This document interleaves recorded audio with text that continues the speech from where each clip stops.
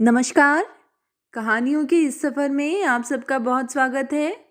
आज हम सुनेंगे मुंशी प्रेमचंद जी की कहानी अभिलाषा। कहानी शुरू करने से पहले मेरा आप सबसे विनम्र निवेदन है, यदि मेरे द्वारा सुनाई गई कहानियाँ आप सबको पसंद आती हों तो कृपया मेरे चैनल को सब्सक्राइब करें और अपने मित्रों में भी शेयर करें। तो चलिए सुनते हैं। कल पड़ोस में बड़ी हलचल मची। एक पान वाला अपनी स्त्री को मार रहा था। वह बेचारी बैठी रो रही थी, पर उस निर्दयी को उस पर लेश मात्र भी दया न आती थी। आखिर स्त्री को भी क्रोध आ गया। उसने खड़े होकर कहा, बस अब मारोगे तो ठीक ना होगा। आज से मेरा तुझसे कोई संबंध नहीं। मैं भीख मांगूंगी, पर तेरे घर ना आऊंगी। यह कहकर उसने अपनी एक पुरानी साड़ी उठाई और घर से निकल पड़ी। पुरुष काठ के उल्लू की तरह खड़ा देखता रहा। स्त्री कुछ दूर चलकर फिर लौटी और दुकान की संदूकची खोलकर कुछ पैसे निकाले। शायद अभी तक उसे ममता थी, पर उस निर्दय ने तुरंत उसका हाथ पकड़कर पैसे छीन लिए। हाय रे हृदयहीनता! अबला स्त्री के प्रति पुरुष का यह अत्याचार! एक दिन इसी स्त्री पर उसने प्राण दिए होंगे, उसका मुंह जोता रहा होगा, पर आज इतना निष्ठुर हो गया, मानो कभी की जान पहचान ही नहीं। स्त्री ने पैसे रख दिए और बिना कहे सुने चली गई। कौन जाने कहाँ। मैं अपने कमरे की खिड़की से घंटों देखती रही कि शायद वह फिर लौटे या शायद पान वाला ही उसे मनाने जाए, पर दो में से एक बात भी ना हुई। आज मुझे स्त्री की सच्ची दशा का पहली बार ज्ञान हुआ। यह दुकान दोनों की थी। पुरुष तो मटर गश्ती किया करता था, स्त्री रात दिन बैठी सती होती। 10-11 बजे रात तक मैं उसे दुकान पर बैठी देखती थी। प्रातःकाल नींद खुलती तब भी उसे बैठी पाती। नोच खसोट काट कपट जितना पुरुष करता था, उससे कुछ अधिक ही स्त्री करती थी। पर पुरुष सब कुछ है, स्त्री कुछ नहीं। पुरुष जब चाहे उसे निकाल बाहर कर सकता है। इस समस्या पर मेरा चित्त इतना अशांत हो गया था कि नींद आंखों से भाग गई। 12 बज गए और मैं बैठी रही। आकाश पर निर्मल चांदनी छटकी हुई थी। निशानात अपनी रत्नजड़ित सिंहासन पर गर्व से फूले बैठे थे। बादल के छोटे छोटे टुकड़े धीरे धीरे चंद्रमा के समीप आते थे और फिर विकृत रूप में पृथक हो जाते थे, मानो श्वेत वसना सुंदरियां उसके हाथों दलित और अपमानित होकर रुदन करती हुई चली जा रही हैं। इस कल्पना ने मुझे इतना विकल किया कि मैंने खिड़की बंद कर दी और पलंग पर आ बैठी। मेरे प्रियतम निद्रा में मग्न थे। उनका तेजमय मुखमंडल इस समय मुझे कुछ चंद्रमा से ही मिलता जुलता मालूम हुआ। वही सहास छवि थी जिससे मेरे नेत्र तृप्त हो जाते थे। वही विशाल वक्ष था जिस पर सिर रखकर मैं अपने अंतस्तल में एक कोमल मधुर कंपन का अनुभव करती थी। वही सुदृढ़ बाहें थीं जो मेरे गले में पड़ जाती थीं तो मेरे हृदय में आनंद की हिलोरें सी उठने लगती थीं। पर आज कितने दिन हुए मैंने उस मुख पर हंसी की उज्जवल रेखा नहीं देखी, न देखने को चित्त व्याकुल ही हुआ। कितने दिन हुए मैंने उस वक्ष पर सिर नहीं रखा और न वबाहें मेरे गले में पड़ी। क्यों? क्या मैं कुछ और हो गई या पतिदेव ही कुछ और हो गए? अभी कुछ बहुत दिन भी तो नहीं बीते, कुल 5 साल हुए हैं। कुल 5 साल जब पतिदेव ने विकसित नेत्रों और लालायित अधरों से मेरा स्वागत किया था। मैं लज्जा से गर्दन झुकाए हुए थी।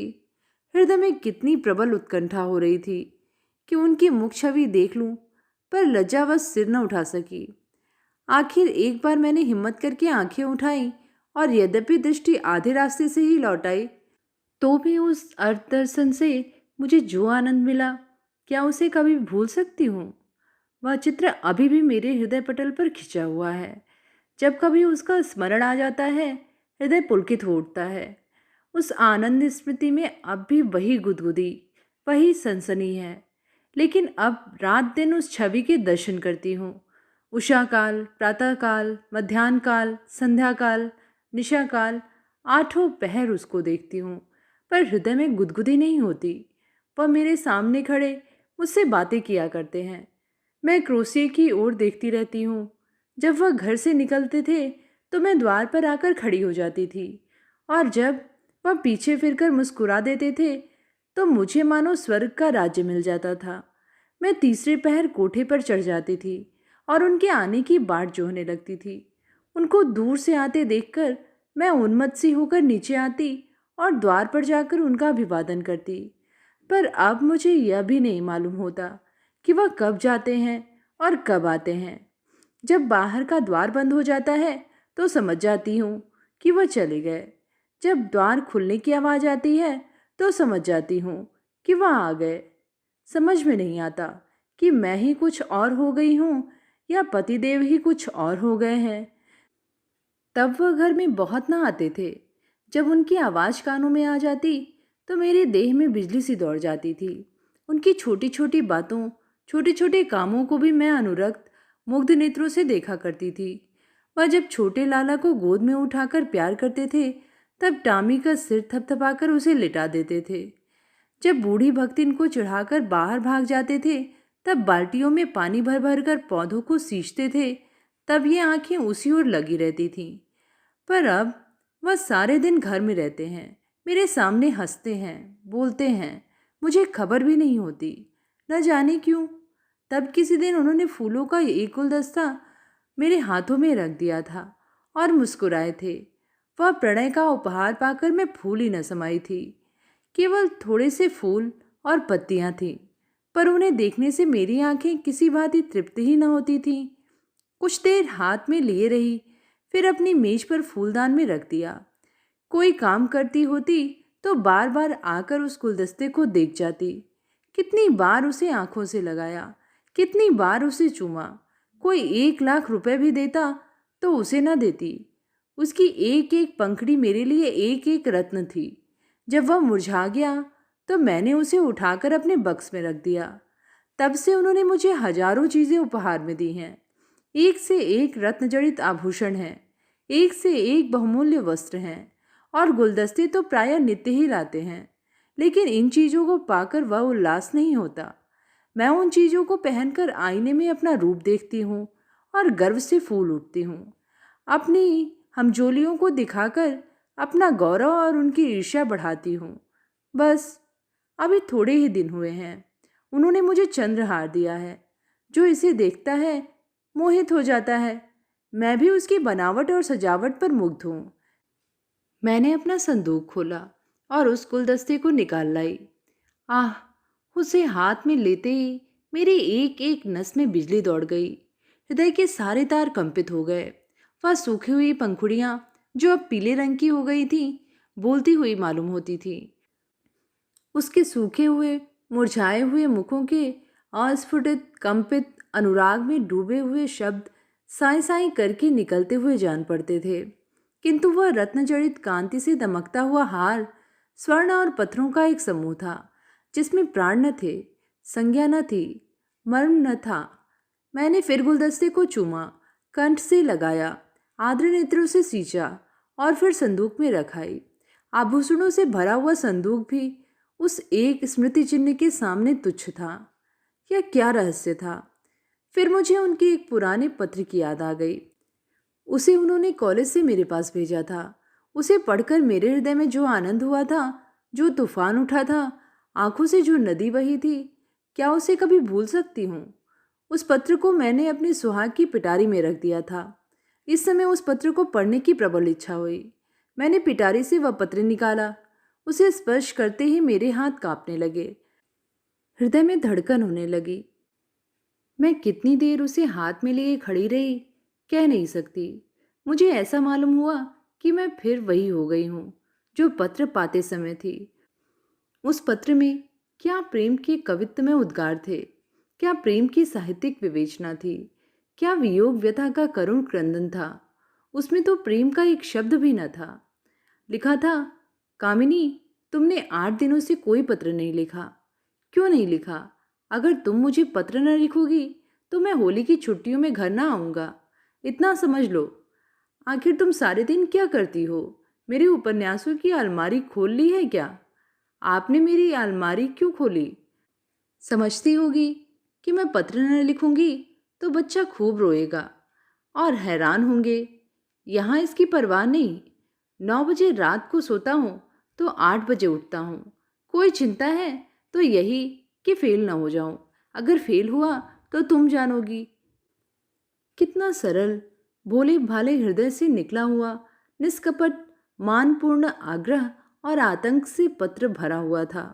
मानो उसका सारा उत्तरदायित्व तो मेरे ही ऊपर था।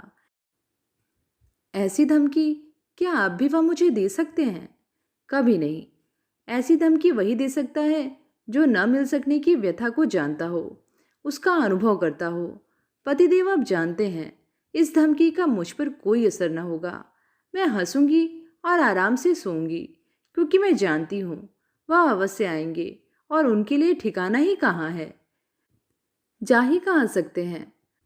तब से उन्होंने मेरे पास कितने पत्र लिखे हैं। 2 दिन को भी बाहर जाते हैं तो ज़रूर एक पत्र भेजते हैं, और जब 10-5 दिन हो जाते हैं तो नित्य प्रति एक पत्र आता है।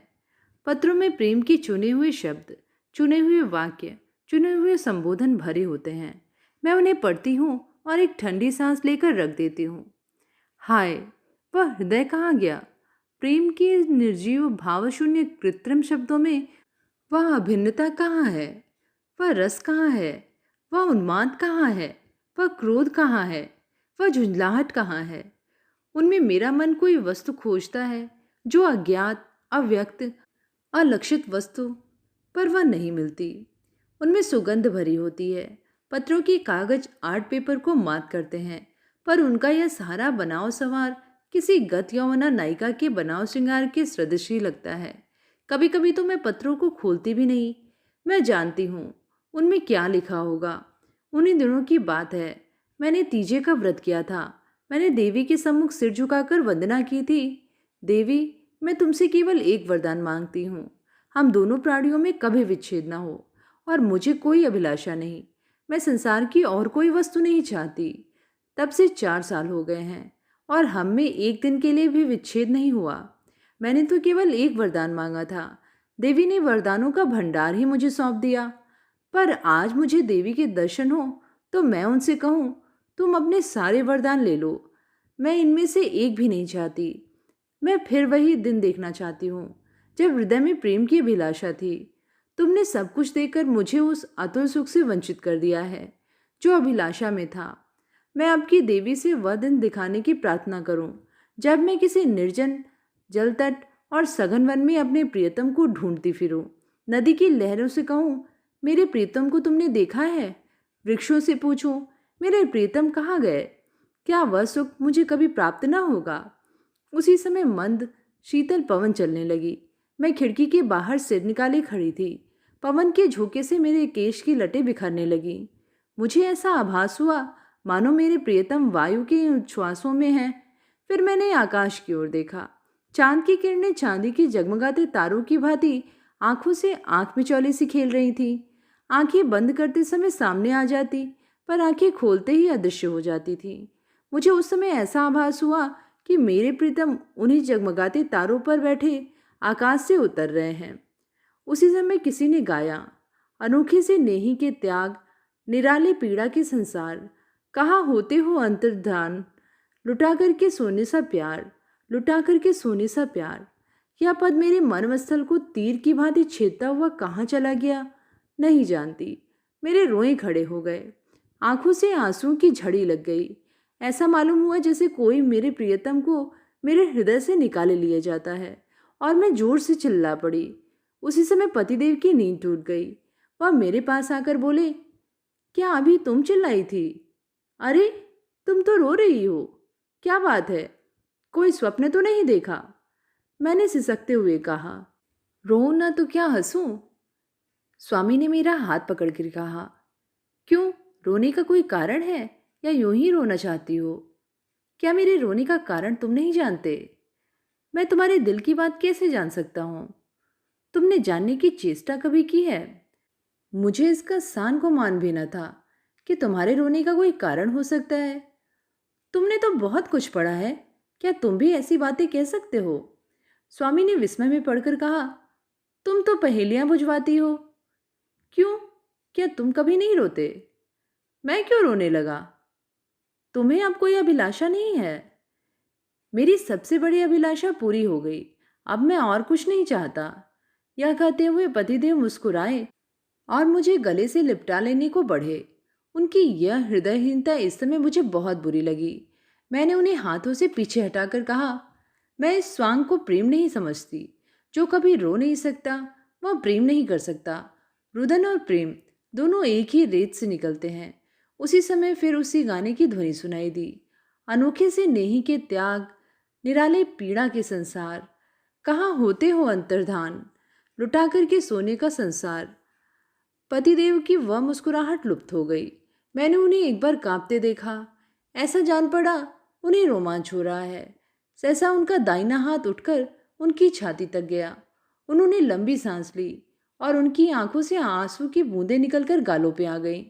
तुरंत मैंने रोते हुए उनकी छाती पर सिर रख दिया और उस परम सुख का अनुभव किया जिसके लिए कितने दिनों से मेरा हृदय तड़प रहा था। आज फिर मुझे पतिदेव का हृदय धड़कता हुआ सुनाई दिया। आज उनके स्पर्श में फिर स्फूर्ति का ज्ञान हुआ। अभी तक उस पद के शब्द मेरे हृदय में गूंज रहे थे। कहाँ होते हो अंतर्धान, लुटा करके सोने सा प्यार। तो ये थी कहानी अभिलाषा। कहानी आप सबको कैसी लगी नीचे कमेंट में लिख के ज़रूर बताइएगा। फिर मिलेंगे एक नई कहानी के साथ। धन्यवाद।